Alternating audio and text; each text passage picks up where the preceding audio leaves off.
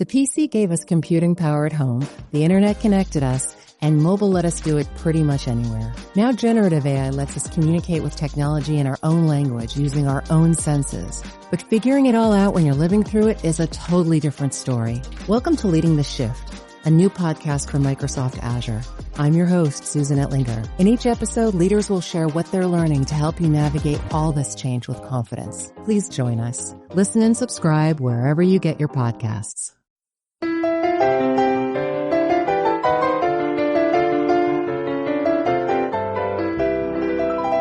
This is the Animation Addicts podcast with the Rotoscopers.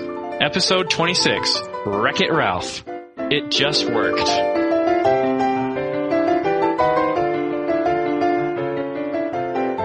This podcast, and every podcast, is brought to you by Audible.com. Audible is the internet's leading provider of audiobooks.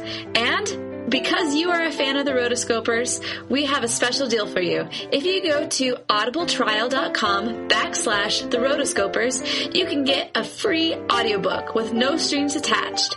Head on over there. You can pick out an old favorite or even something you've heard a lot about and want to find out more. So head on over to audibletrial.com/the Rotoscopers for your free audiobook.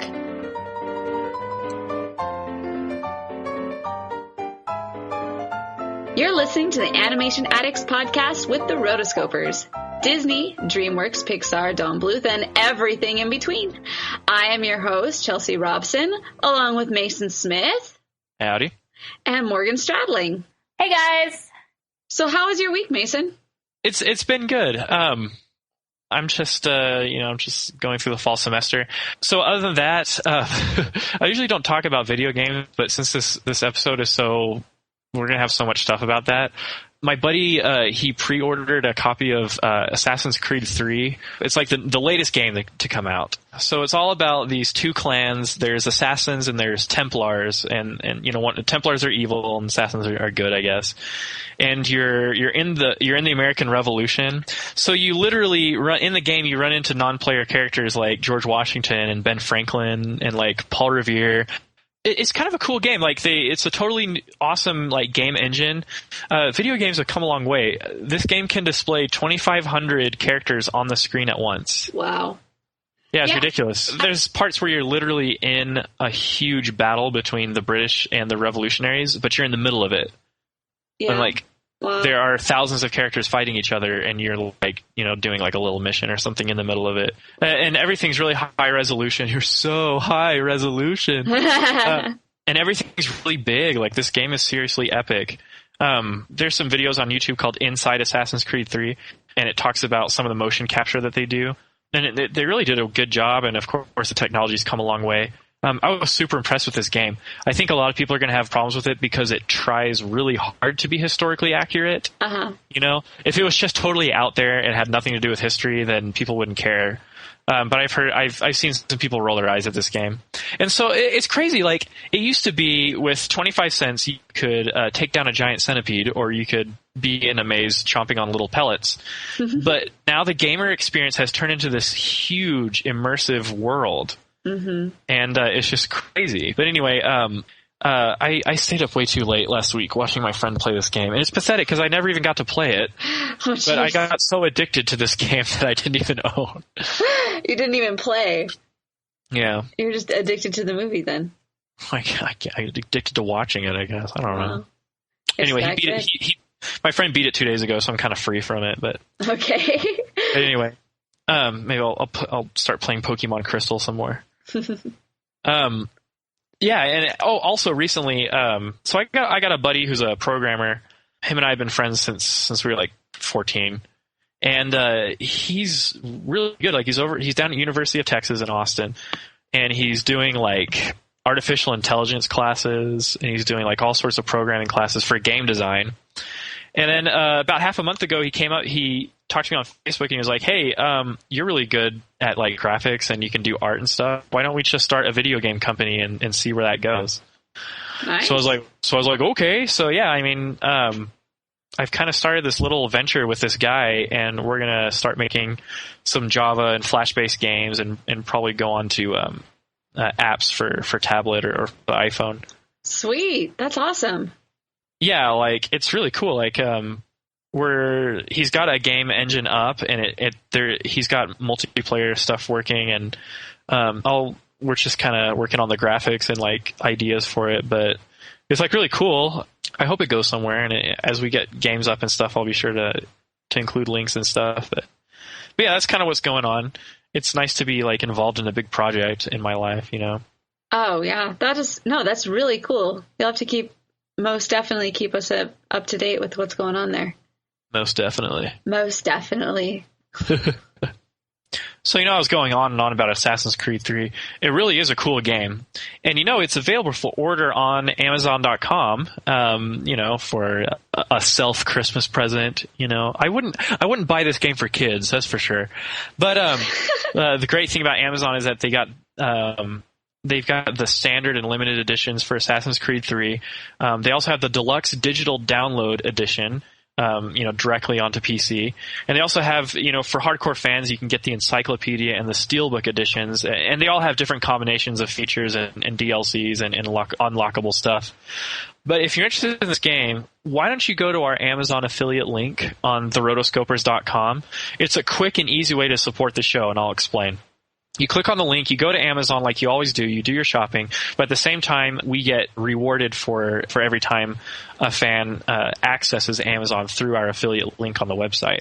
So just remember, for ordering games or for ordering soundtracks or movies, just go through our affiliate link on Amazon.com. It's super quick and super easy, and you get to support the Rotoscopers while you're doing it. Guilt-free. Hey, it's Haley Steinfeld. When everything requires your attention, it can be tough to figure out what to prioritize. But I'm here to talk to you about something that you should always put first, your breast health. In fact, if you're 40 and over, you should be getting screened once a year. And if you're under 40, it's never too soon to visit yourattentionplease.com to learn about your breast cancer risk. So go on, pay the girls some attention and take the time to find out your breast cancer risk at yourattentionplease.com. Trust me, your future self will thank you.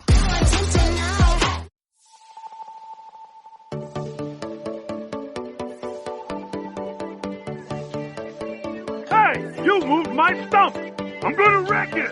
I can fix it!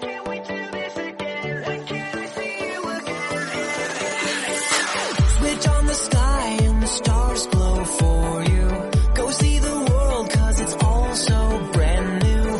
Don't close your eyes 'cause your future's ready to shine. It's just a matter of time before we learn how to fly.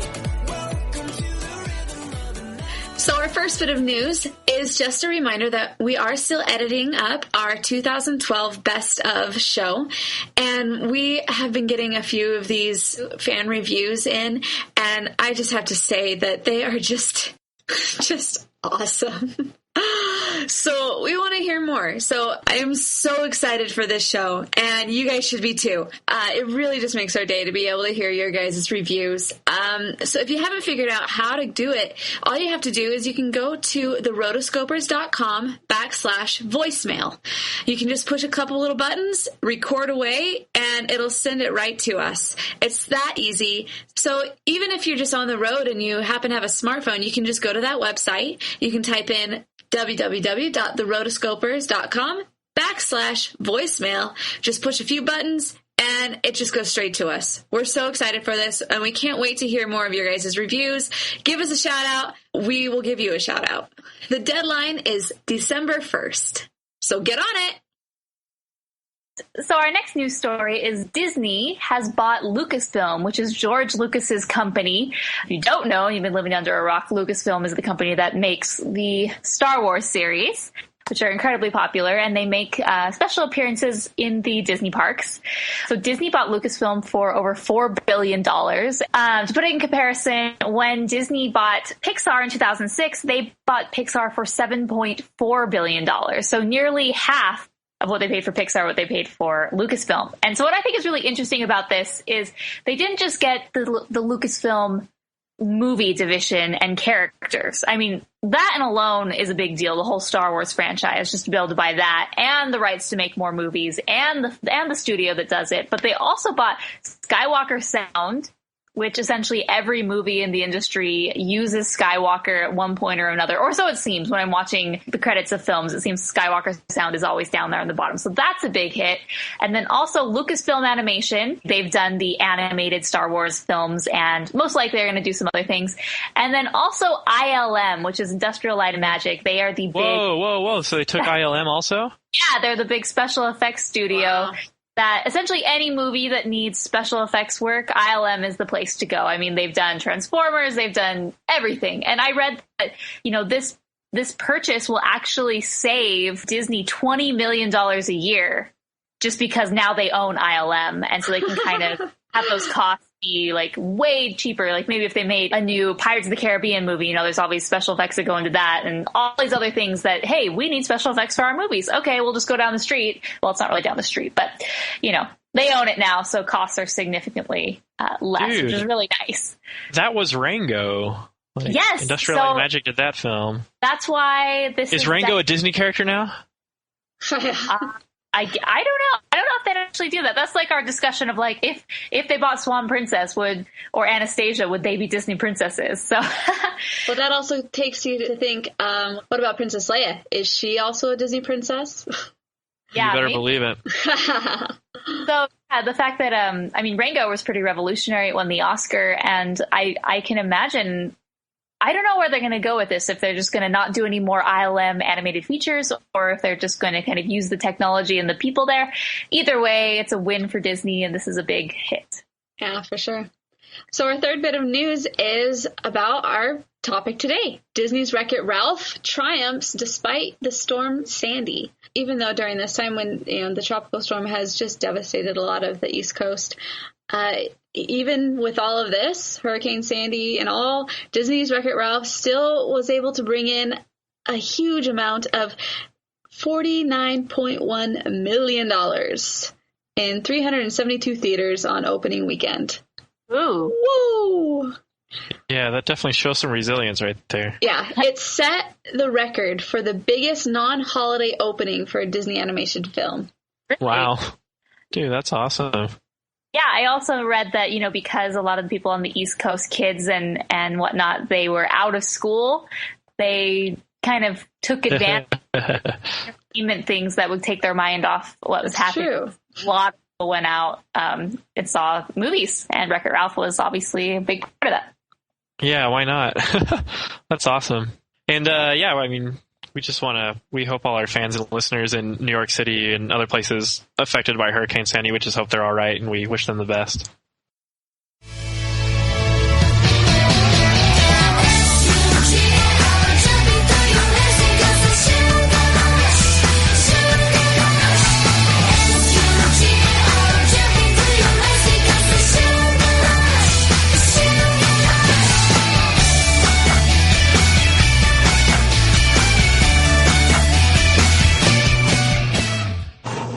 So let's all sit back and relax in our nerdy couch discussion here. Okay. Well, first of all, we want to welcome Morgan onto the show. She might sound a little funny because I think she's at in a college building.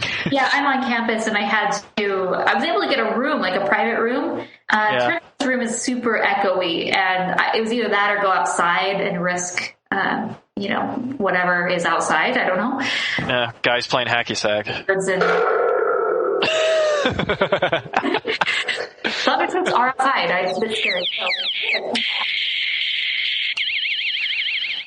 Anyway, okay, so we're on the subject of video games because we are reviewing Disney's Wreck-It Ralph, amazing film.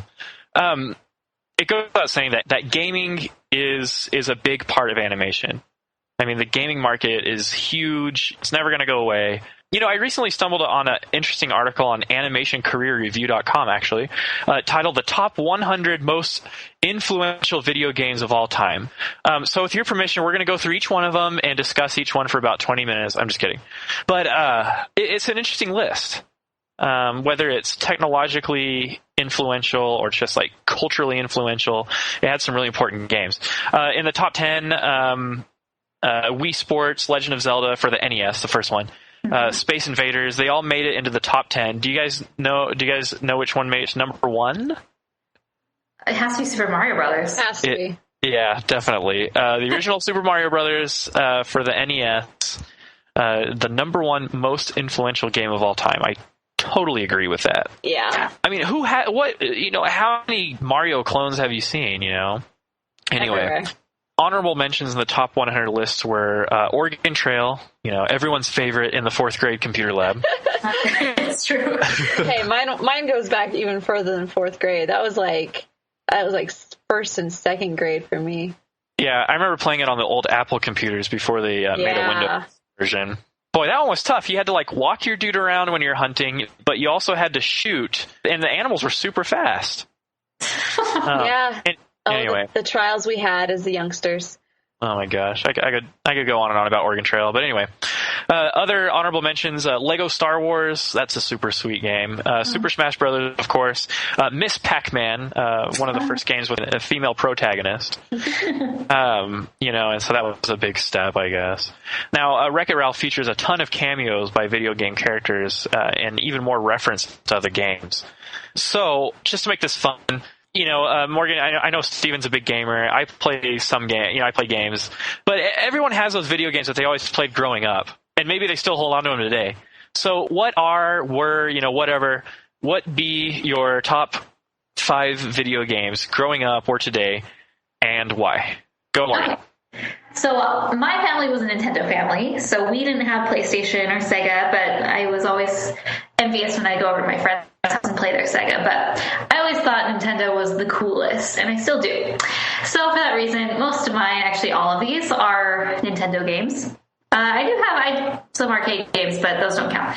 And kind of the reason these lists, my top 5, they go essentially by order of the amount of times I've played and or beat them. So some of these games I beat, I'm not even kidding, 20, 30, whatever times. I could play them in my sleep. So my first one is Super Smash Brothers and Super Smash Brothers Melee. Awesome. That is the classic game that I could play with my friends and kind of get in with the guys. Being like, oh, you play Smash Bros? Oh, yeah, I play Smash Bros. Oh, cool. Who do you play? Jigglypuff? Oh. You don't really play as Jigglypuff, do you? I actually play as Jigglypuff a lot because she has the one-hit KO. Yeah, which is pretty awesome. Yeah, so anyway, that's a good game. That was Morgan's way of flirting in high school. The really funny story is on the last day of school in high school, our freshman year, we had a last day of school, but all the teachers were instructed to tell us not to come on the last day of school. It's true. It was a day that was on the books, but for some reason, since finals were already happened, they didn't want us to come. They wanted it, but they wanted everyone not to come and just start your summer early. So a bunch of us, I don't know why we thought this was such a cool thing to do, but they brought their GameCube and we hooked it up to the TVs where you'd watch announcements, and we just played for a few hours during this non-school day. And so that was a funny memory. Really nerdy. Really, could we not have taken this to someone's house and played on a big screen? That would have been way cooler. Hey, Morgan, we literally did the same thing at the end of our junior year. Yeah. Oh my gosh, that's awesome. They were like, all right, no, it was my senior year. They're like, all right, all seniors, they technically have to be here, so go to the gym, and we have all the equipment, so play dodgeball or play basketball or do whatever you want. So me and my best friends from high school, we were like, I'm going to bring Smash Brothers. So we did that. That's awesome. All day. It was awesome. We did the same thing at Thespian Convention when I was a senior. Oh. We stayed at a hotel.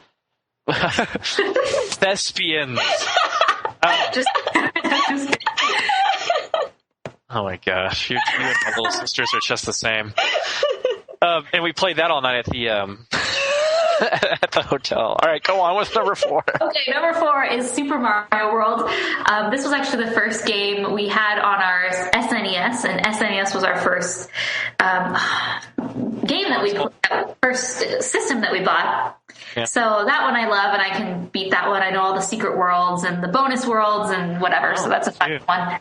Next one, Legend of Zelda: Link to the Past. This was another early purchase for us, and since, our inventory of games was low, this, as a result, was one of the ones we played multiple times. I love this game because you get to go to the dark world and you go to the light world, and, it's a classic Zelda game where you have the 3 pendants that you have to get first, and then later on you have a bigger world that you have to get like 8 or so medallions, or in this case, crystals. Loved it. Just absolutely love that game to death. And now that it's on Game Boy, that's even more awesome. And then the next one, of course, anyone who grew up in my generation, or of course younger, Pokemon Red and Blue. I didn't actually own a copy, so I always kind of switched off before whichever one was available at the time. And there's so many memories, is Mew really under the truck? Or, beating the Elite Four, and then, training and all of the secret, codes that, don't push B to evolve, and all those things that classic. I definitely thought I was so cool. I didn't go for strong Pokemon at the time that, was an actual legit team. I thought I was cool by doing lesser known Pokemon that weren't as strong, like Rapidash and Dugong, because I thought it was, no one has those in their lineup, so this is going to be you rolled with Dugong? Yeah, and I lost all the time, so yeah. Anyway, so that, I love that game, and definitely can just always go back and play that one. And then the last one, I could talk about this game forever, but The Legend of Zelda: Ocarina of Time for the N64, it completely revolutionized video games and the way you went about beating a game and how in-depth were. I played that game more than all of these other ones combined, and it's a long game, okay? So pretty awesome, and I am a hardcore lover of all things Zelda, but especially this one. And the new Zelda game came out, and it is a serious contender, Skyward Sword, for making this game as the best Zelda game of all time. But I still think because this one was the first of its kind, and it's really revolutionized all games since, this one is definitely my favorite. Go Zelda. Yeah. Go Zelda. Oh. Go for it, Chelsea. Okay, so we weren't the biggest gaming family, but my brothers did have a lot of games around. So they loved, well, first off, my parents were like, all right, we'll get the Nintendo, and one of the main ones, of course, Duck Hunt. I will be honest, I often would go back to that just so that I could play Duck Hunt, because I love that game.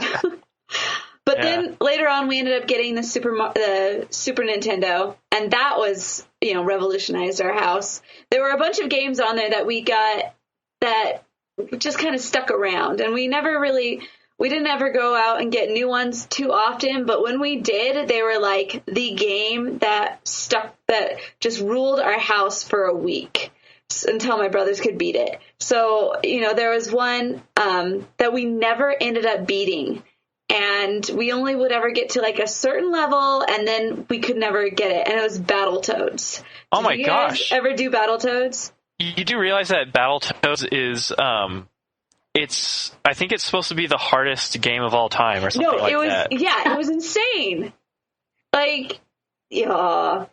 So that was one that's still on my list of that would be so cool if I could beat that game, but I'm never actually going to try again because that would just drive me insane. But it kind of there's a snake level. We got up to the snake level, and which was only level 4. It was insane. Anyway, but we spent a lot of time on that one. And then number 3 for me, probably as far as time played, when we finally got the N64, we only ended up with one game, and it was GoldenEye. So, well, we had 3 or 4 games, but it was forever. The only one that we had was GoldenEye. So we played that one so much, and I knew way too much about that one. Number 2, going back to Super Nintendo, Donkey Kong Country. Oh, really? Oh, yeah. I remember my brothers, the first night they got it, we got it for Christmas, and they spent seriously all night long, did not get off, and they just played until they beat it. And it was just like the longest thing. And I think one time my mom ended up like saying, all right, I'm going to turn it off. And they it was a huge uproar. No, we have to keep going. I mean, that's just my house.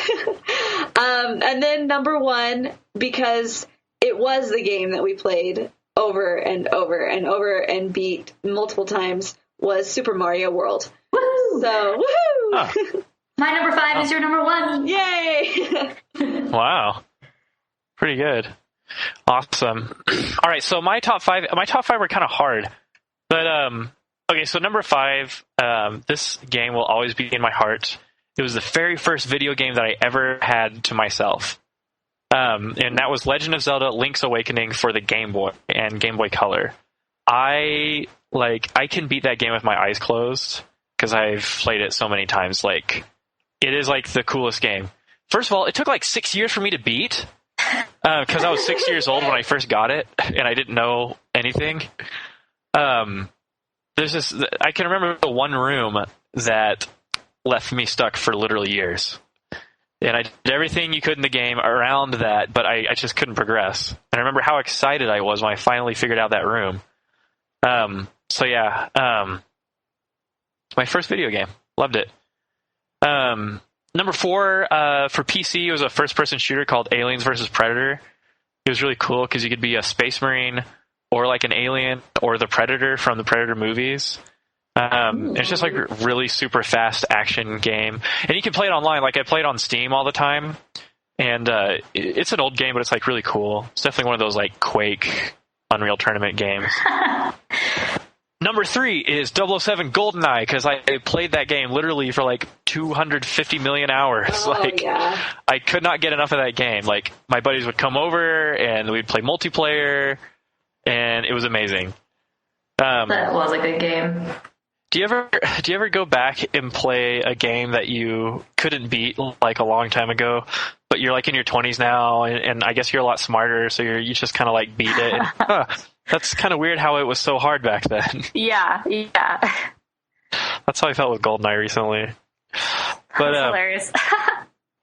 I, like, 2 days ago, I finally beat the train level on 00 Agent, and I got to play the Egyptian level. Like, after all these years, I finally figured out how to do it. 15 years later. It sucks. You have to, like, position yourself just right to where you can shoot the guy who's holding Natasha hostage or Natalia hostage, and then shoot the psycho girl behind him. And then if you manage to kill her before the train door goes down, it gives you more time to crack the code and you can escape. But, like, I didn't know that till like 2 days ago. My life is complete. Bucket list complete. Yeah. Number 2, of course, was Legend of Zelda Ocarina of Time for N64.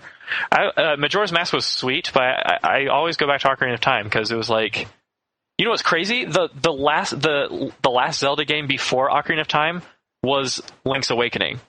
So they go from this like, you know, tiny Game Boy screen, and that was Zelda, to bam, this like huge world. You know, and everybody was like freaking out because it was all 3D and you could do anything and you could do all this stuff. You could ride a horse, you know. It is the ultimate Zelda game, in my opinion. All right. Number 1, of course, and this is the game that I've beat like so many times. I've devoted so many hours on car trips and waiting in the doctor's office and at high school. Was Pokemon Blue for the Game Boy. Nice. Oh my gosh, like, that game pretty much raised me. Like, I'm not gonna lie. I've wasted my life. I love Pokemon Blue, like, not red, but blue, and, like, I never got into the cards, I never got into the anime or the movies or anything, but Blue version is like, oh my gosh, it's so amazing. You know, my first RPG, pretty much the first game that I really played for a long time. And, dude, I just remember all the excitement of trading and battling. Dude, so many battles with my friends and so many, like, trips through tall grass to level up my Pokemon. So many trips to Cinnabar Island to get 99 plus rare candies, you know. And just the satisfaction of naming your rival, like, a bad word. and hearing Professor Oak refer to his grandson as that word, and then beating him at the end of the game. Oh, awesome. But yeah, Pokemon Blue, that is the top video game of my life, and I'm not afraid to admit it. Love it. We're all clearly Nintendo biased. I know, look at this. Okay, we all have at least one N64 game. Mm-hmm. I was more of a Game Boy kid, and then I had an NES, not a Super NES, but y'all both have Super Mario World. Yeah. Oh, you have original Nintendo, Chelsea Duck Hunt. That's right. I do. My brother actually also had a Sega Game Gear. And so that was my only venture into the Sega world was through him. It was pretty awesome, though. It also had like an attachment that had you could turn it into a TV. I mean, this thing was pretty sweet. They didn't none of those things came around until like a lot later. But so I did get into Sonic the Hedgehog through that game. So I do know Sonic, but other than that, we always only had, I mean, I guess the problem is you can only really afford to buy one system, at a time. Oh, yeah. Unless you're like, parents. Unless you're crazy. All right, so now that we're feeling all nostalgic, let's jump right into our discussion for Disney's Wreck-It Ralph. Love it! Top shelf.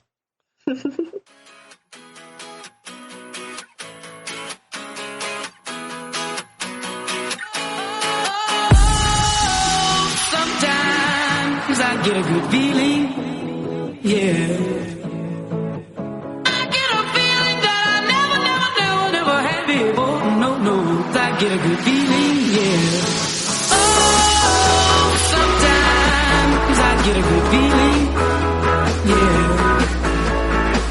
I get a feeling that I never had before. No, I get a good feeling, yeah. Okay, so moving on to our main discussion on Disney's Wreck-It Ralph. So anyway, we moved past the previews, and without any warning, Paperman shows up. Like, there's no warning. There's no like, okay, here's the new short from Disney. It just boom showed up on the screen. What did y'all think? Oh, Paperman, I loved it. We've been waiting for this one ever since the beginning of the podcast. Like we talked about it. Episode 2. Yeah, episode 2. That was a big podcast for us. Hug. But yeah, I loved it. I just thought it was really cool. Morgan and I saw it originally at Destination D, and we talk about it a little bit more in that episode. Yeah. But it was really cool to see it in 3D. And I felt like it was kind of looking through like a viewfinder. Like it was animated, but then it like was just really deep, and it was really cool. The story itself for me was just whimsical, romantic, and just really lighthearted, like really fun. I liked it a lot. Yeah, seriously. So y'all saw the movie in 3D? Yes. Okay, I saw it in 2D. I saw it in we didn't have an option. Not 3D. I would have preferred to see it in 2D, but yeah, some of them 3D pictures that kind of hurt my eyeballs, but yeah, we went and saw a 2D version. So what did you think about Paperman? Oh, dude, I was blown away. I forgot y'all saw it already, but I thought it was really cool. Like, we talked about it revolutionizing animation and making this like seamless blend of 3D and 2D back in the Iron Giant episode, and they were totally right. Yeah, I don't know how they did it. Like, they looked like 3D models, but they moved like 2D. Like, you couldn't really tell they were 3D models, and it looked like all the facial features and everything on their faces and certain elements in the environment were 2D, like hand drawn. But it was just cool. Like, it was really a perfect blend. Gave me that honey glow in my cheeks, and that was because it still had Disney personality. Yeah, mm-hmm. And that's like a fresh love story, like how it works and stuff. It kind of sort of reminded me of Anita and Roger and Roger, except they weren't like angry at each other. Yeah, and get like pushed into the lake, and then they laugh because they put the wrong hat on each other. Please just go away. Take mine. Right. 5 seconds later, honor her, cherish her in sickness and in health. That's how Disney works. But I like how they they just cut it off with them meeting, and then they showed some cute scenes of them like going on a date, like afterwards during the credits. Like, I thought it was super, super cool. Yeah. Yeah, I thought it was a cute little film. We, like Chelsea said, we'd seen it before at Destination D, and what they didn't show, which I kind of wish they would have showed this in the credits instead of those little scenes of them. They showed us kind of like a work in progress, and they showed how each step was done. So at first they showed the CG model. They showed the scene where she's standing, and it's like a close-up of her face, and her hair is kind of blowing around. So there's a CG model, and then there's kind of an outline of the 2D sketch on top, and then the actual 2D layering. And the way it is, it's like the 2D picture kind of like sticks to the model. It's like a smart layer. And so if the model underneath it moves, it's going to adjust where it needs to, the lines and stuff. And obviously they're going to like do it very as carefully as they can. But yeah, and so they kind of showed this progression, and I kind of wish they would have shown that in the theaters is during the credits, because it would have, I feel that some majority of the people in the theater had no idea that it was this revolutionary thing. I think they just, that looks cool, something's different about it, but whatever, just went over their head and they moved on. So it would have been nice to kind of like show them like, oh, this is how we do it. But they didn't. But I love the story. I thought it was cute, and yeah, just a little happy love story. And like you said, I'm glad they didn't like show us at the end, like this is how it ended, and then they got married.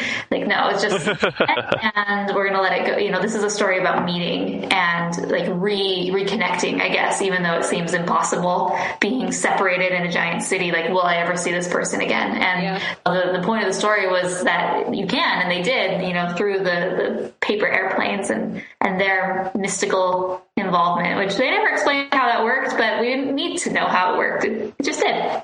Yeah, that's cool that they kind of showed how they did it, like step by step. I didn't see any of that. But the whole technique kind of sounds like that deep canvas technique that they pioneered for Tarzan. Yeah. I think we talked about that back in episode 2 anyway. But yeah, I mean, I think it's cool. And this is leaving me wondering like what the application is. Like, is this an expensive technique? Like, could they go into making more films with using this technique, or like cartoon series? Because like the way I see it is that like cartoon shows are always trying to make things streamlined and to like make their pipeline so efficient, that they can put out episodes. Sometimes it works, sometimes it doesn't. But I wonder if this technique could be used for that. Yeah, see, I don't know if this technique is more expensive to use because you're kind of like building up on your animation in a way. I imagine it probably is a little bit more comprehensive, especially since I think 2D artists have much higher pay rate. Oh, really? Yeah, because I think CG animators, from what someone told us, we interviewed David Vandervoort, he said they kind of become dime a dozen, there are just so many. But the 2D animators, because a lot of the new animation students, they're not really learning the 2D in school, and so it's kind of like the old masters and the guys who are good at it. But I don't know, I mean, I don't see them using this for a TV show, but I guess they could if they could perfect everything. But I heard that they were trying to use this as the test ground for to see potentially how it works, and then they can expand it into a movie, which would be really cool to see. Yeah, that would be cool. I would love to see that. Yeah, like honestly, it's a beautiful technique. Yeah, cool. Paperman, loved it. Awesome.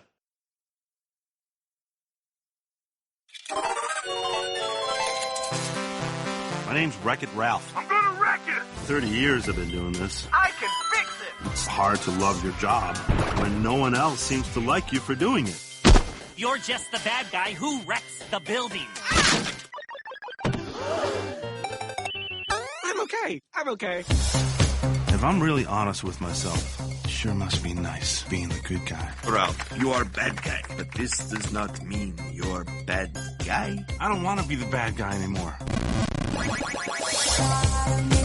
Ralph abandoned his game. Welcome to Game Central Station. Bad guy coming. Everything changes now. Where's Ralph? Oh, sorry, Cupid. It's me, Ralph. Ralph's gone to hero's duty? Fear is a 4-letter word, ladies. You want to go pee-pee in your big boy slacks? Keep it to yourself. Hey, miss. fun here, are you? Sugar Rush? You're game jumping? Hey! Aha! You wouldn't hit a guy with glasses, would you? Aha! You hit a guy with glasses. That's well played. Without Ralph, we're doomed. They're gonna pull our plug! What's that? A medal. I earned it in Hero's Duty. Not that kind of duty. I bet you really gotta watch where you step in a game called Hero's Duty. Some nights I stay up, cashing in my bag. We can't change who we are. You can't mess with the program, Ralph. Some nights I win. Everyone here says I'm just a mistake. You ready for this? What do I stand for? I'm not leaving you here alone. Well, let's close out with the bad guy affirmation. I am bad. And that's good. I will never be good. No. And that's not bad. Hold that thought. There's no one I'd rather be than me.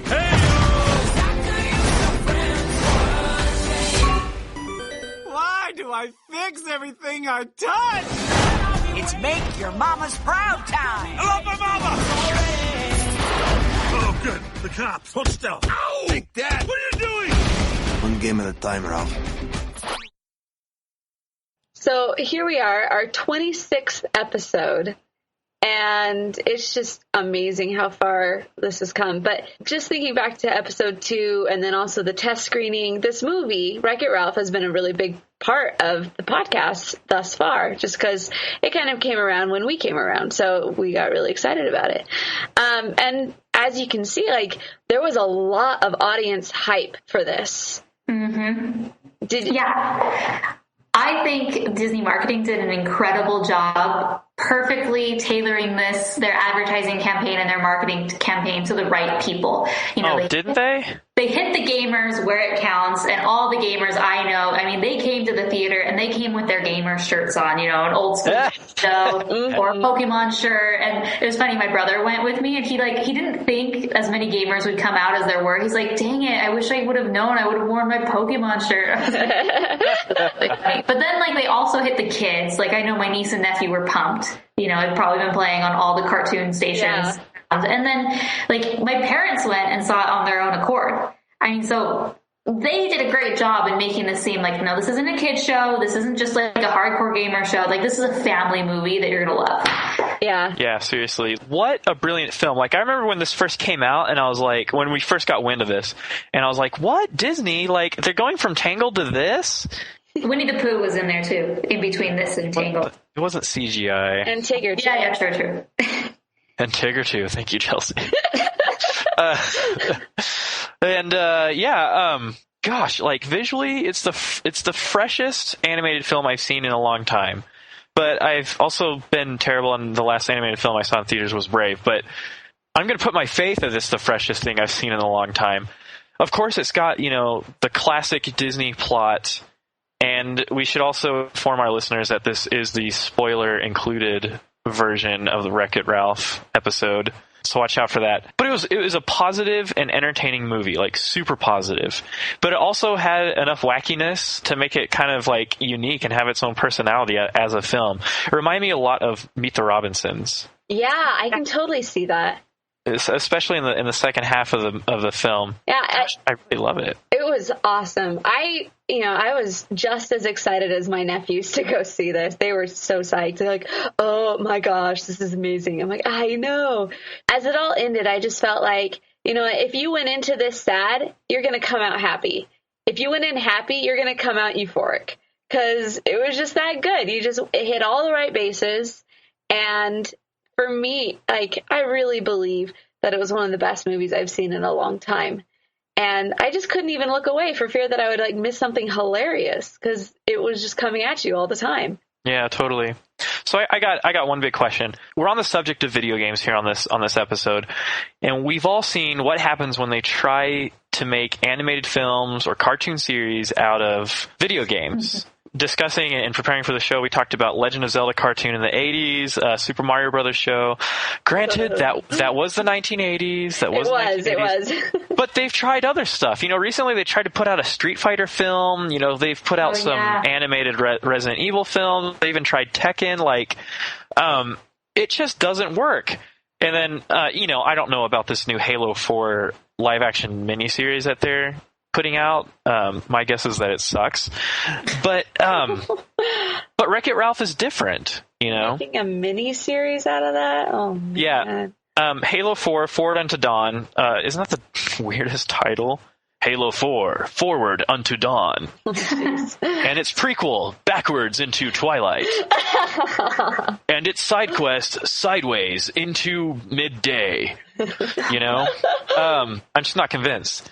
So my question is, why is Wreck-It Ralph different? What makes it so much more successful, whether it's the marketing that we've discussed or just the substance of the film? Why is it being set apart and set on this high spot over all these video game series and movies? Okay, I think there's two main reasons why it's happening. One, it's a story about new characters. So yes, it's a video game story, but it's not a story about the Street Fighter gang, or it's not like Donkey Kong the movie. They didn't try to revamp characters which already have a huge fan base. When you have a franchise that's popular, every successive thing that you do, there's the risk of upsetting the fans, right? Whether it's coming out with a new game or potentially venturing into movies. So, with Wreck-It Ralph, no one knew who Ralph was. And so there weren't really any expectations from fans because, one, there weren't any fans. There were just video game fans as a whole. So I think that's one thing that really set it apart. I agree. It was this didn't have any unmet expectations because you weren't trying to reinvent or even rewrite something. It was just... This is a world that you are familiar with, but totally different people. Yeah, they're kind of creating a new franchise. And so the second thing is they pandered to the video gamers, by tastefully bringing in the old characters. And, sometimes they even broke their character a bit, I felt. But, this wasn't a movie about all those side characters, but they were able to fit them in where it was necessary or needed. And when they did it, it was funny, clever, nostalgic, and cute. It made you laugh. You like to see those cameos because as people, we love to see cameos for some reason. But, the use of the game Tapper, it totally makes sense that, when everyone clocks out of work, they're going to go to the bar and, then they're going to get a few beers, right? And of course they're going to go to Tapper. It's just it was hilarious and made me laugh. Yeah, they did a really good job with that. Yeah, Ken and Ryu hanging out at the Tapper bar. What was up with them making fun of Zangief the whole time? He pulls out a Speedo and he's like, oh, Zangief. What? It was funny. I loved it. I thought it was funny too. He's hilarious. I guess I heard somewhere that the screenwriter used Zangief as a bad guy, and a lot of when that trailer came out, there was a lot of uproar by fans because they're like, he's not a bad guy, But then the screenwriter he's just misunderstood. Yeah, he's like, well, to me, he was a bad guy to me because he was always that last character that I could never be. So me growing up, Zangief was a bad guy, even though technically he wasn't. I just thought that was kind of funny. Not bad. So let me get this straight. So if they made the cameo characters, the real video game characters, a bigger part of the movie, and even gave them parts of the movie where they actually moved the plot and changed it, do you think fans would have had a problem with that if they made their roles bigger? I think so. I think if instead of Fix-It Felix coming with Sergeant Calhoun, it was Sonic. Yeah. To save Ralph and everyone. I don't know. I think that would. I don't know. I think it would have. I think it totally would have because it has to fit into their storyline as well. It's like any type of cross movie. It has to make sense in that world. And if you already have built up all these rules, it becomes a Sonic film. And also they would have to pay a lot more money for Sonic. Yeah, you got to remember that, and I have to remember that it's a Disney film. It's not a Capcom or a Nintendo or a SNK film. So y'all are making a lot of good points, and I agree. If they ever, and let's hope they never do, if they ever make a Legend of Zelda movie. Oh, I want a Legend of Zelda movie. Even though it'll never be good. But it would never be good because fans would be watching it like hawks. Yeah. And that one little inconsistency or that one, false interpretation, the color of Link's tights. Are they going to make him white or brown, Who's going to play Link? Is he going to talk? Because he doesn't talk, except his, grunts and stuff. But he has to talk in a movie. Yeah. Exactly. Maybe they'll make a silent film. Like the artist. To make a silent film. Oh no.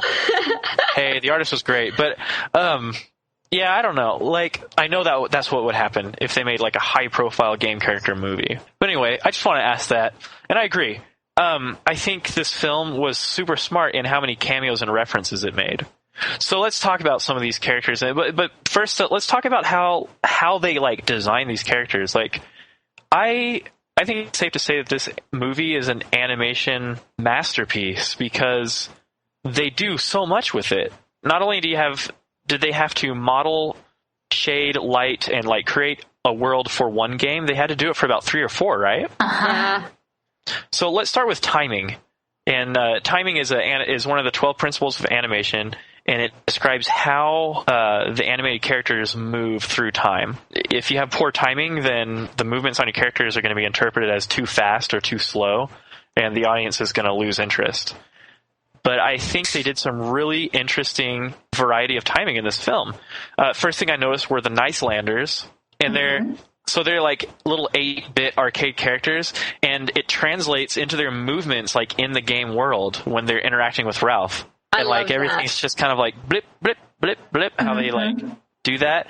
And it's not like they just took frames out of their animation. Like they obviously took time into thinking about how they would move. When I was doing a 2D class, we would like act out the motions of our animated characters. And I wonder like how they did that, like if they pantomimed it before they like animated it and stuff. I don't know if Renato had any cool things to say about that. But yeah, I found them annoying at first. Like, honestly, I did. Like, to watch? Yeah, it's just how they kind of did that little jerky, like, little, movement. Yeah. I could definitely see how they're annoying, like, just because it's not smooth and fluid, and that's kind of what animation has grown to be. You're trying to resemble life, and these people, this isn't like real life. Real life for them is 8-bit, It just kind of, to me, shows their lack of technological advantage. They are stuck in the 8-bit world, and they are never going to progress. But the thing that I guess kind of bothered me was that Ralph and Felix, they didn't move that way. Yeah. Maybe they did to like a slight extent, but not to the annoying way that the actual Nicelanders moved. And I thought, okay, well, if they're from the same world, they should have they have the same code and the same programming. Like, I get it, they're the main characters, and like it'd be annoying to watch them do that the whole movie. But I mean, come on, stick with your character. Yeah, and Fix-It Felix Jr.'s movements were Fix-It Felix Jr. from the game Fix-It Felix Jr. His movements were really like quick and spry, and they seem to be more so than Ralph's. But I agree, it was kind of a strange little conundrum how they moved semi-normally, but the Nicelanders didn't. Yeah. I don't know.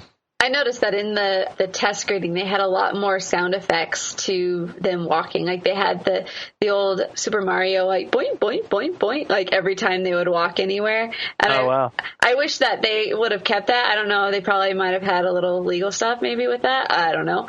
But that really made it really funny. And like you caught on to it a lot easier. Like, oh yeah, that was something that a lot of people laughed at. But did you also notice how when they threw the frosting or the cake or whatever in the beginning, all of it was like spread on the wall in 8-bit form? Yeah, it was all pixelated. It was awesome. It was really interesting how they interpreted all that. Like, just really cool. They did a great job with that. Yeah. And they stayed really true to everyone's character. Like at the bad guy's anonymous meeting, Clyde, the orange ghost from Pac-Man, he only moves horizontally and vertically. Yeah. And then they all walk out, and they were actually in the arena for the level for Pac-Man in the little room where the ghosts come in. Yeah, I remember that from the test reading, and I thought that was absolutely hilarious and clever. Just because you have no idea where this meeting is, and then you zoom out and you see these 8-bit version of Ralph walking away with a cherry, and you just crack up laughing. It's hilarious. And then the Surge Protector. I thought the Surge Protector was really funny. Yeah. But yeah, I mean, just final word on the animation. It's like really good. Like. Honestly, they managed to create... Yes, the animation is good. It is most excellent. It is very excellent to itself. Now, the biggest feat for me is that they managed to create these like different worlds, but like they literally were their own little self-contained worlds. Like everyone looked, moved, acted different, and they had these amazing color schemes and these amazing designs. But it was all true to what they interpreted as these games. Like it is a good like milestone, and it's a good message on where animation is right now. Like if they just made a movie about video game characters and it worked, this is like a big deal. It's a big deal for Disney in general. I mean, there was Princess and the Frog, which was okay. It was pretty well received by critics, but not by audiences. And then there was Tangled. It's like, oh, awesome. Maybe they're back. And Winnie the Pooh. And I think this is really kind of the telltale sign. Like, okay, can you do anything other than princess movies and make it work? Because that's kind of where Disney's fallen in other years and in the past when they've tried to do this, especially in 3D. And so to me, this is a huge signal for the studio that things are great, they're back, they're competing, and lots of good things we can expect from them. Yeah, totally. Now, characters in this film. Characters? First of all, the actors recorded their lines in a group together, like in Surf's Up, which I think is super cool. Like it led to all that improv. Yeah, so all that banter, all the like back and forth between Ralph and Vanellope, I guess a lot of that was improv, or some of it was improv. But anyway, I guess that format just was really conducive to it. Yeah, I kind of like the way that this trend is going. When we interviewed Bill Farmer, we asked him, which is better, and he said, oh, hands down, being in a group setting, just being able to play off someone with your lines makes your performance that much better. And so, the fact that Disney kind of took advantage of that in this, and they recorded people together, I think it really helped the film a lot. I mean, I don't know what it would have been like without, but I'm glad they did. Yeah, totally. So going into these characters, voiced by a pretty cool cast. Like Wreck-It Ralph is voiced by John C. Reilly, who I think he really fit this character. Like, of course, Ralph looks like John C. Reilly, but I thought like that whole personality and like his voice just kind of matched really well. Mm-hmm. Yeah, they did a good job at creating a character to fit his voice. And it just worked. Yeah. That's going to be like the tagline for this episode. It just worked. Like, they made it work. Ralph, of course, was inspired by Donkey Kong. Remember when Chelsea was talking about, they released those stills or those like production art for the movie, and Chelsea was like, yeah, that one looks like Donkey Kong. It so did. Well, I think the Wreck-It Ralph game itself was kind of inspired by Donkey Kong. Yeah. It kind of looks like the same thing, Yeah. Yeah, and I think I understand why Donkey Kong wasn't in this game. I think if anyone thinks, in 8-bit arcade games, Donkey Kong is one of the first ones that come to mind. Pac-Man and Asteroid, whatever. But Donkey Kong's huge, and we didn't even see him around. And I think that's because they didn't really want the inspiration and comparison was obvious, and I didn't think they wanted them to say like, oh, we're knocking off Donkey Kong and have DK walking around. But it just helped. So that comparison didn't get made, and you just focused on Ralph. Yeah. But it would have been cool to see him. Yeah, and I know they mentioned Mario in the movie, and I know that Disney wanted to have the Mario Brothers in it, but apparently the fee was too high to have them featured. But I'm kind of glad they didn't, because I'm pretty sure Mario and Luigi could have just like solved their whole problem and saved the arcade game stealers for them, Yeah, they are ultimate super sleuths.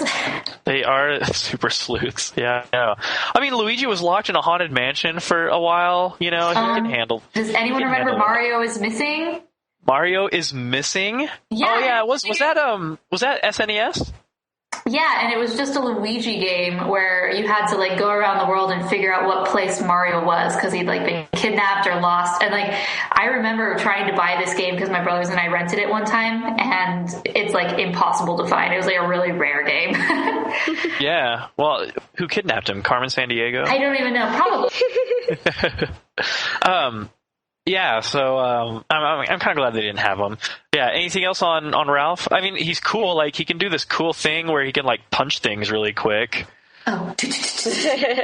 But in the dramatic parts of the film, the most dramatic parts, he has to punch really slowly. Oh, yes. I don't think it would have worked if it was like, I'm sorry, Vanellope, I'm doing this for your own good. You know? I liked Ralph because I thought he has potential to become a classic Disney character. You know, he's not perfect and, you know, he's trying to be better, and then he becomes really admirable and likable at the end. You realize even though he's a bad guy, he's cool and he's a good guy. You know, this that was really cool, his redemption, I guess. Yeah, totally. You know, this kind of sounds like Shrek. Like, Ralph kind of reminds me of like a Shrek type character. Like, That's definitely true. Definitely an anti-hero, you know? Mm-hmm.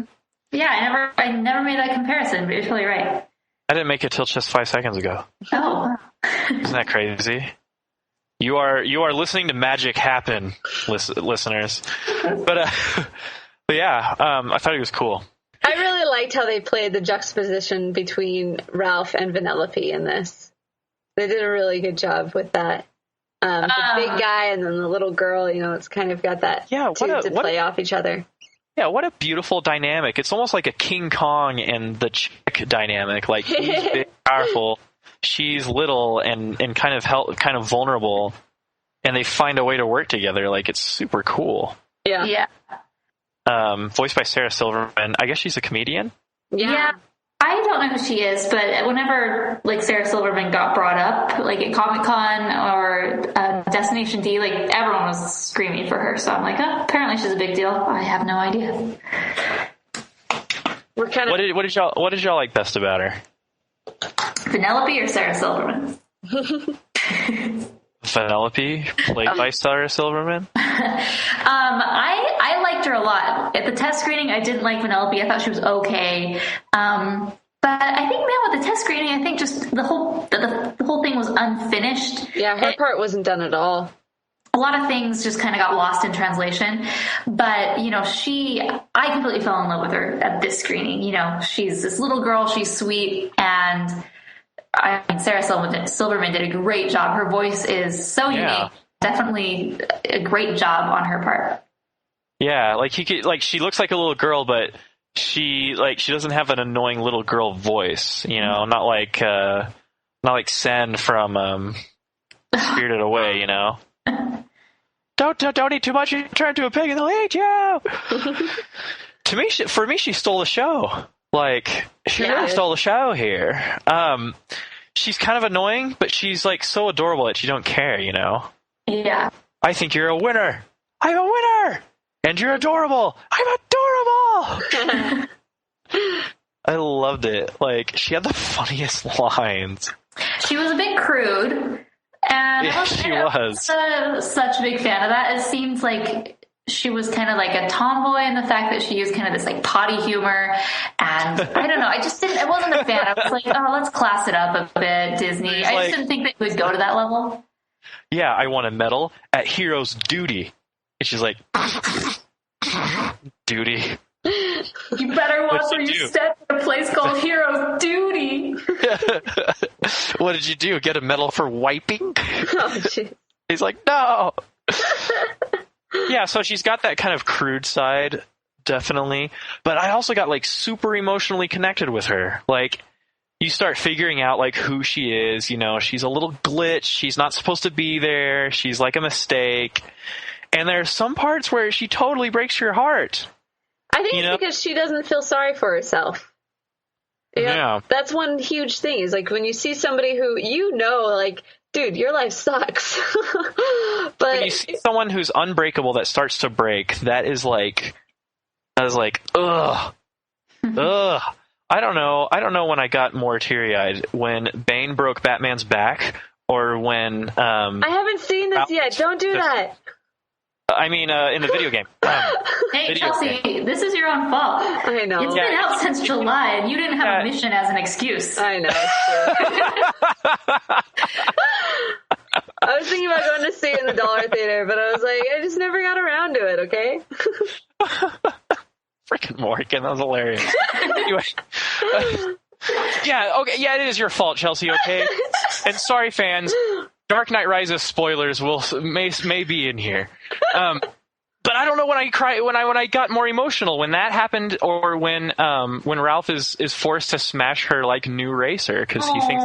I think I was sad during that part. Her face and yeah, that hurt. The lighting changes and everything's so dark and gloomy. I was like, oh my gosh, they're breaking our hearts. They're breaking our hearts. But yeah, or when those stupid little Cabbage Patch Kid other racers come and wreck her car and push her in the mud. I was like, hey, okay, you didn't have to push her in the mud. It's little chocolate. Jerks. It's okay. It is chocolate. I love chocolate. So yeah, I love Vanellope. Like, she's so freaking cute. Like, double stripe. Yeah, that's right. I liked how she, how you were talking about how she's kind of more vulnerable, with the juxtaposition of Ralph. But at the same time, she was the stronger of the two. Like, she knew who she was, and she wasn't trying to break it. And she was like, no, I know there's something in me that's bigger than this. And I think that was something that kind of propelled you forward, too, because you're just like, you're so endearing. I just want to follow your story, and I want you to win. Mm-hmm. Yeah. So, can Vanellope von Schweetz be an official Disney princess now? She can be kind of like she can be like the anti-princess, I don't know. That was kind of funny because I felt like, of course Disney would throw a random princess in there. But I mean, the way they did it was funny. It was like she's the candy queen or the candy princess, and and then she's like, Candy actually was an imposter. Yeah. And then she's like, I'm thinking more of a constitutional democracy. Yeah. Everybody laughed at that. Although, if I were in her shoes, I would have kept the princess title. I would have executed those. I would have in a heartbeat. I'm not a psychopath. I was just very emotionally attached to and supportive of Vanellope. Anyway.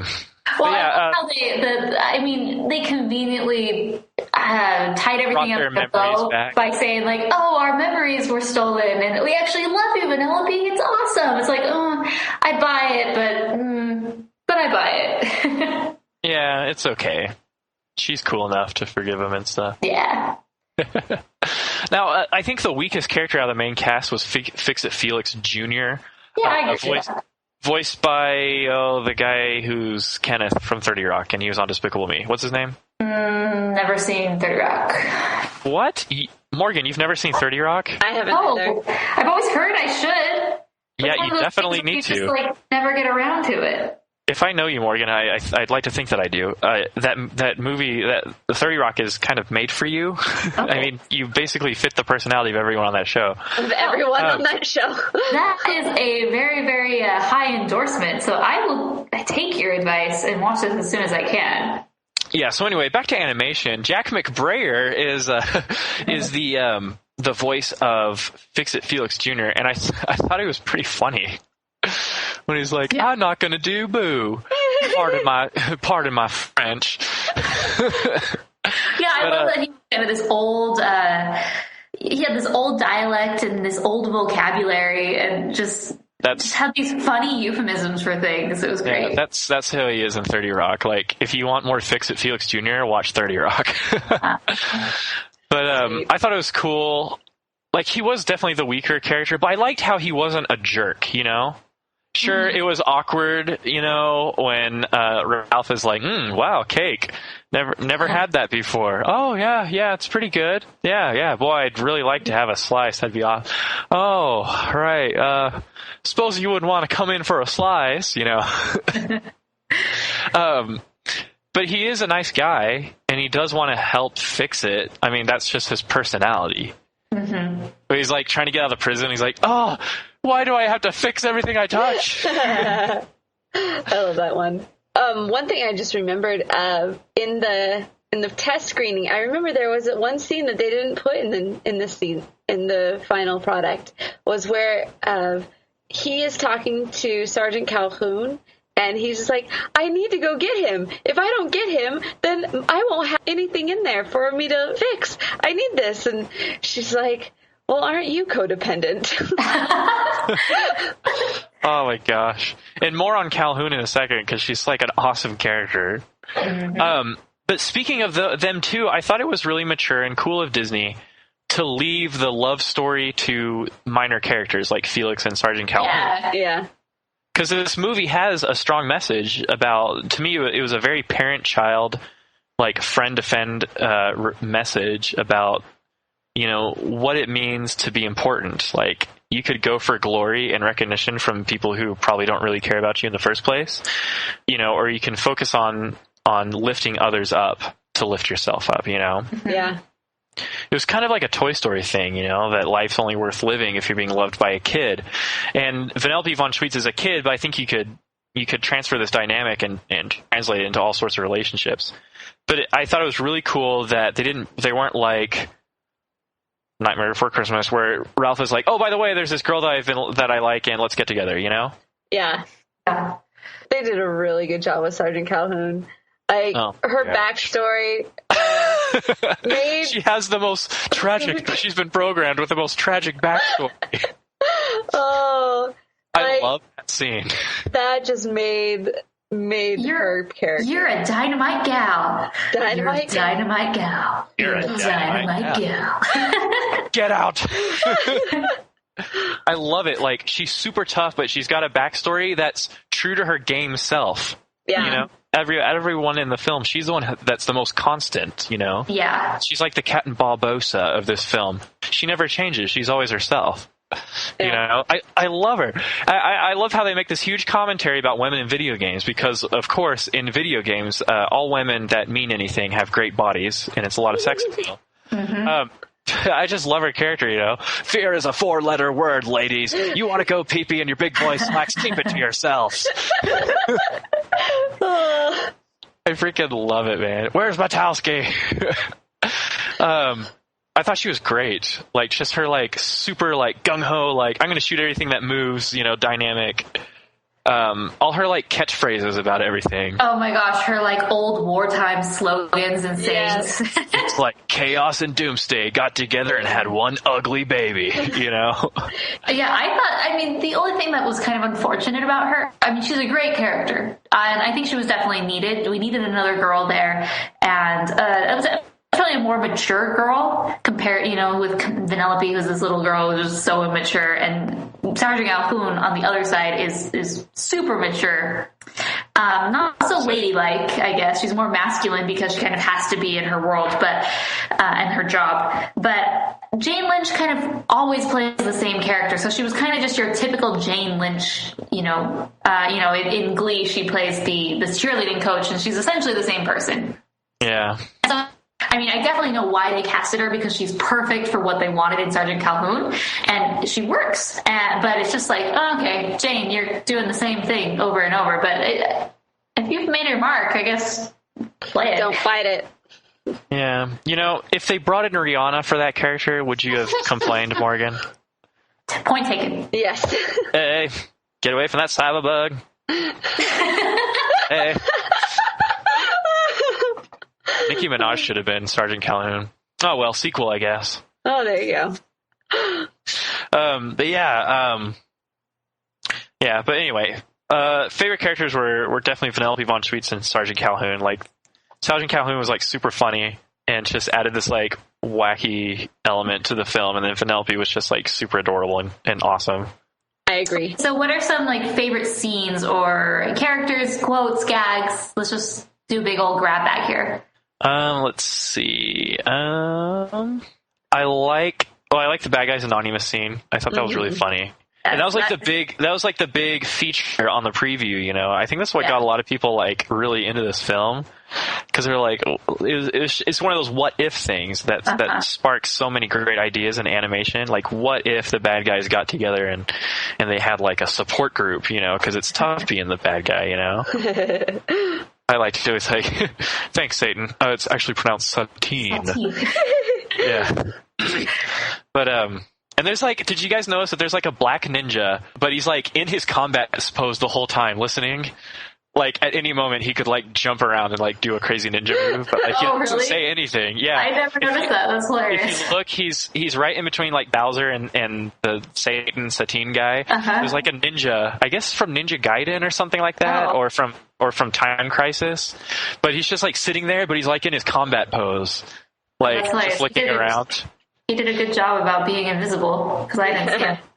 There you go. There's actually a group of ninjas at one part of the game that you see him at the Game Central station. And you know what? During the film, I really wanted to just pause the movie and take in all the game cameos when they're doing these big shots. Yes, in Central that's Station. what my brother said. My brother was like, "Where's my remote? I want to pause and look at all these people." I know. I mean, and the Blu-ray is going to be a popular sale, I bet. Mm-hmm. Yeah. What was the big deal with Chun-Li? Was she supposed to do something? Oh, yeah. When we went to the test screening, Chun-Li was the DJ at the 30th anniversary party. And so she was the DJ at the Nicelander's apartment. I didn't recognize. The DJ was Skrillex. They changed it and it became Skrillex.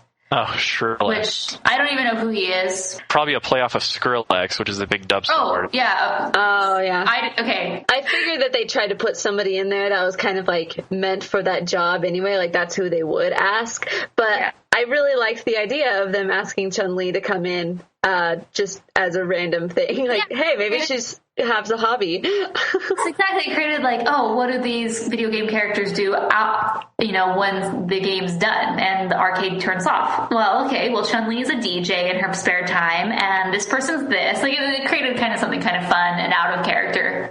But no more.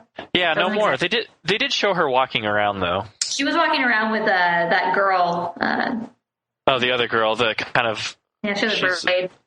Yeah, the one that's kind of like the girl counterpart of the guy with the tall hair.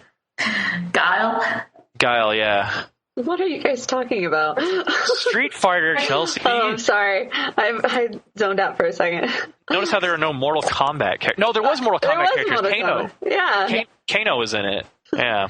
So, I really liked the arcade just in general. I kind of wish there were more scenes of the arcade and... I thought girl who goes and she plays Hero's Duty. Oh, yeah. She was hilarious. And then when she goes and she plays, she kind of progresses the story along because you're able to jump from one scene to another. And she goes to Fix-It Felix Jr. and she's like, "What happened to the wrecking guy?" Yeah. I love how Felix has to improvise. It's awesome. But yeah, I liked that. So what did y'all think about Hero's Duty? I thought that was one of the coolest parts of the film. Yeah, it was super short, and it had to be because they had to move on. But I liked Hero's Duty visually better than Sugar Rush. There's just a lot going in Sugar Rush. It was like they took on too much or more than they could chew. But Hero's Duty is good. Oh, you're so high definition. Look at that. It was great. I love it. I like the concept of in the game world, the player is this little laptop that runs around with a turret gun. Yeah. First person shooter. That was such a genius way to interpret that. Yeah, she was like, "You never interfere with the first person shooter." Yeah, I love it. And then I love how Ralph, when she's playing the game, she's seeing Ralph flail around and try to get away. And oh my gosh, since when did video games become so violent? That was a great line. And then you juxtapose that with Sugar Rush, and you're in a completely different world.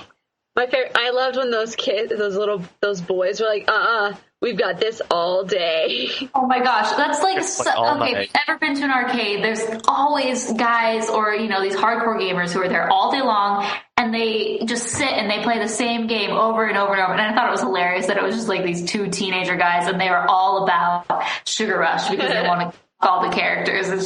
It's totally how it is, where guys or people are playing games that aren't really meant for them or geared for them, but they're just doing it because they do it. Yeah, that's really bad arcade etiquette. I mean, there's always the dude on Dance Dance Revolution who never gets off. So I go off and the fan above him is going crazy. Yeah, and so I when I'm at an arcade, I go and find an old retro game or something like that. The $2 games, okay, what do you do if you die? You have to put in $2 more. Wah, wah. I know, it's terrible. I love Galaga. I always play Galaga at the arcade. So yeah, going to Sugar Rush, first of all, I want to establish this, put this on the table. King Candy equals the Mad Hatter. Oh, totally. The comparison and the similarities are too close. It almost goes without saying. It's a fun dungeon. It's a fun dungeon. That's the play on words. You wouldn't hit a man with glasses, would you? Ooh, you hit a man with glasses. Oh, I see what you did there. That's clever. well played, yes. I love it. I liked how everything he did, he had to flail his arms about. Even when he was like big bad final boss guy. Oh, that part was awesome. That was awesome. Oreo. That was my favorite. Didn't you guys ever sing that? No. Oh yeah, everyone who knows what Wizard of Oz is. It was fantastic. The first time I saw that, I could not stop laughing. You don't remember that from Wizard of Oz, Morgan? I remember it, but I never sang it. Wow. Chelsea was like, "Didn't you guys ever sing that?" And I said, "No." Never been a mindless drone. Not for me. Okay. I really liked the racers. I thought they were kind of cool. They played into those themed games where everyone is just a variation of whatever the main theme was. In this case, it was candy, and so there was like a candle head. I don't know. There's all sorts of variations to what they were, but I liked the random, like, preppy boy racer. They were all girls. What? There was just one. Yeah. There was a preppy little boy racer? Yeah, I'm positive this was a boy and not a girl. It's the one. Gotta go back and watch it. He was wearing like little shorts and like a little hat. It was just funny to me because it was like totally a girl game, but it's like, oh, we have our little token boy who looks like he's from 1910 and should like be licking a lollipop and holding a balloon. Oh. But yeah, I like the racers. I thought they were funny. They were mean, but they were awesome. Their design. Like, okay, if Disney does not capitalize on Sugar Rush and make this a real arcade game, same thing with Hero's Duty. It's a huge miss for them because I would totally go play a Sugar Rush racing game. And I challenge anyone who wants to beat me to it. I would win. Well, okay. I don't think so. You doubt my mad racing skills, Morgan? I just think I've spent more time in an arcade than you. This is a brilliant thing. True. You know, the brilliance, the beauty of video games is that people who've never done anything in their life can, not saying that y'all are fit into that category, but totally useless people can brag about things that are on video games because they can do that. I will totally kick your can on NFL Blitz. I'm so glad I now fit into that category. No, you do. No, you don't. It's like that Simpsons quote with Milhouse. He's like, "Come over that line and say that. I'll kick your butt." At Nintendo. Yeah, I know. At Nintendo. Yeah. It's with anything, like board games, any type of games, you can always brag about how great you are.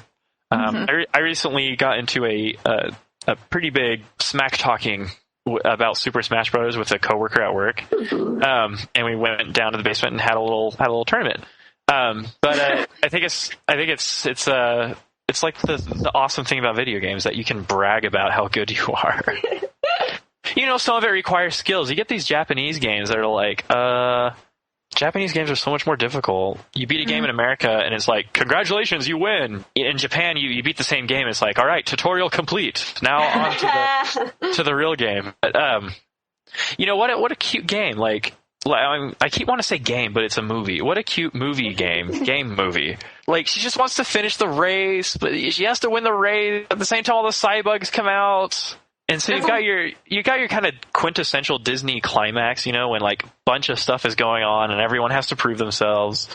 I loved how King Candy, who's actually Turbo, and you know what? I love how they refer to Turbo this whole time, and then they don't explain it in the beginning of the film. Yeah, they're just like, oh, you're not going Turbo, are you? Yeah, and everybody's like, wait, what? Yeah. You kind of get it, but you don't. You're like, you just assume it means.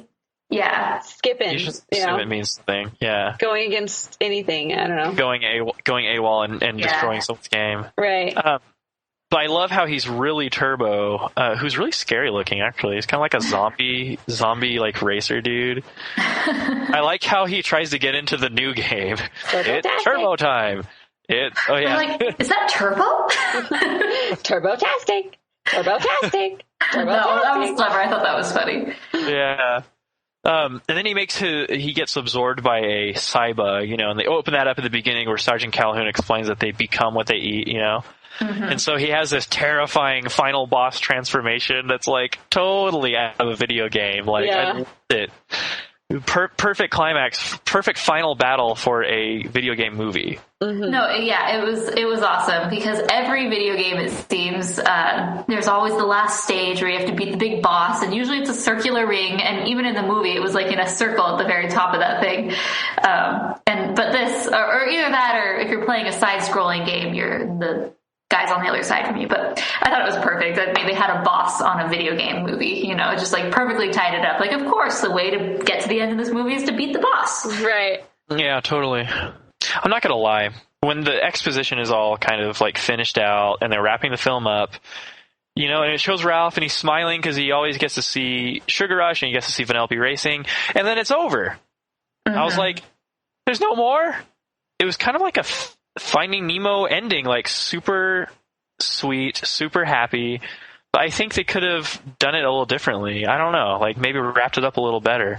I thought the movie wrapped up a little poorly, but I thought the ending was cool. Mm-hmm. I didn't stay during the credits, though. My girlfriend had to pee. Oh, the credits were the coolest because they were all 8-bit, which were cool, really? But they were really cool, and they kind of got annoying after a while because they were so 8-bit, and that's hard to look at for a long time. But they just had these references back to all these different video games. Like there was one, they listed different people working on it, and they had, Blanca from Street Fighter, and he was fighting someone, and then the classic Street Fighter thing where you have to, it's a bonus level where you have to destroy the car. Yeah. And so that was one of the credits, and there were just like so many of these. If you ever played any video games, like you probably got half of them because they were great. And I wanted to stay to see what the next credit would do and what game it was going to reference, because they really went to town. Yeah, they really did a good job.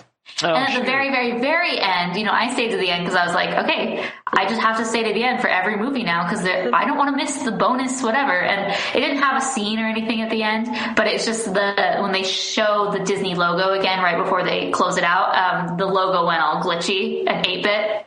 Like there was a glitch, and it was really funny. So that was good. That's pretty good. I mean, it wrapped up nicely. I should have stayed for the credits, though. I think that would have been cool. So I want to go first just because I just loved this movie. I thought it was a fantastic storyline. It appealed to all ages. It appealed to the gamer, it appealed to the young kids, it appealed to the older people. It just did a good job with making just total family friendly.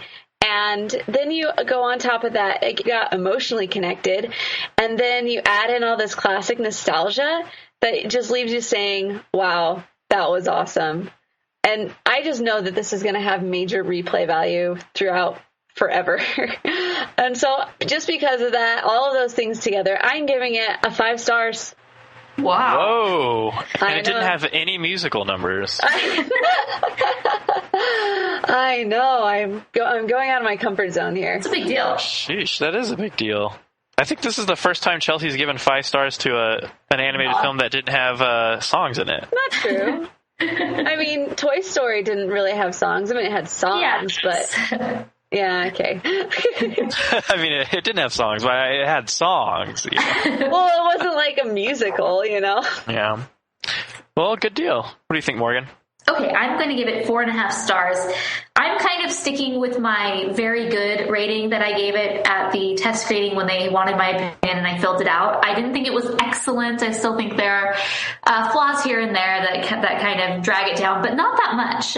It's clever. It's original. I love the animation. I love everything that they did with contrasting all the different worlds and making them different yet cohesive at the same time. It was just really fun. I was laughing all the time. This is not only one of the best animated films of the year, but it's also one of the best comedies of the year, I think, just because it's hilarious. And you're definitely going to have a fun time laughing at this movie. It's very nostalgic, and it definitely plays on that. And I enjoyed it. It was retro. I think really the lasting value of this movie, why it's so good, is that it has a general appeal to everyone. Like, my parents saw it, my 35-year-old sister saw it, my gamer brother saw it, my niece and nephew saw it, I saw it, and we all loved it. We all came out with different things about it that we liked it, but we liked it in the end. So to me, it's very good, and I'm very proud of Disney for this. And 4.5 stars. This is a real contender for Best Animated Feature in my book. Yeah, I agree. I'm giving it 4.5 stars as well. Animation-wise, this movie is a masterpiece. They just made everything work. the whole thing with Sugar Rush and that part of the film kind of annoyed me a little bit. That's why I didn't get a perfect score. But I really think this film is like super strong. I really think it could be just as famous as Tangled was a few years ago. The final words on it is that like this is a beautiful film. And it's very entertaining. Like, it's super entertaining. And Chelsea's right. This has replay value that's just ridiculous. Like, folks are going to be, like, bored and be like, hey, what do you want to watch? Oh, let's watch Wreck-It Ralph. Put it in, you know? Yeah, definitely. And not just kids. I think, college students and teenagers, this is a movie that will appeal and be cool to watch. Oh, seriously. Like, even though there's, like, a bunch of little kids at the theater, like, all my adult friends want to see this. Yeah. Way to go, Disney marketing. Way to go. Slow clap. Top shelf.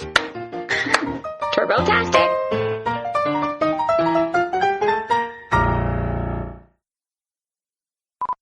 This comes straight from Disney headquarters. Disney has bought Lucasfilm, which is, in case you don't know, it is, what's his name?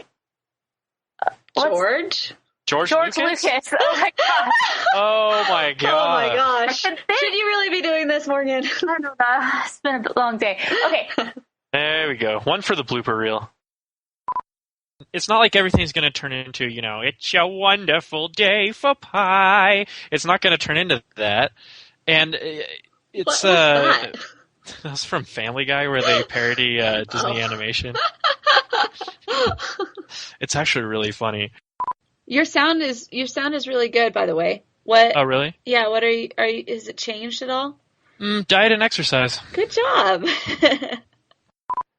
All right. Well, here's to another great show. That freaking Thunder Tube. You press record, right? Yeah. Okay, good.